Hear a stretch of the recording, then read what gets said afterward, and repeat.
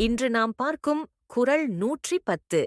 என் நன்றி கொன்றார்க்கும் உய்வுண்டாம் உய்வில்லை செய் நன்றி கொன்ற மகற்கு. சாலமன் பாப்பையா விளக்க உரை. எத்தனை பெரிய அறங்களை அழித்தவர்க்கும் பாவத்தை கழுவ வழிகள் உண்டு. ஆனால் ஒருவர் செய்த உதவியை மறந்து தீமை செய்பவனுக்கு வழியே இல்லை. திருவள்ளுவர் விளக்கம்.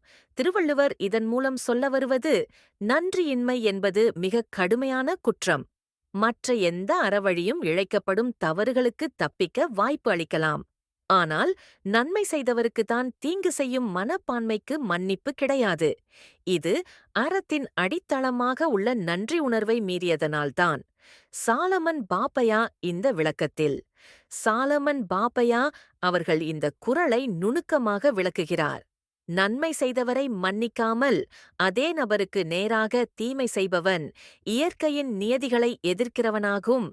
சமூக ஒற்றுமை, மனித மனம், கலாச்சாரம் ஆகிய அனைத்தையும் புனிதமாக வைத்திருப்பது நன்றி உணர்வின் மூலமே. இதை விளக்குகிறவன் எந்த உயர்வையும் அடைய முடியாதவராக மாறுகிறான்.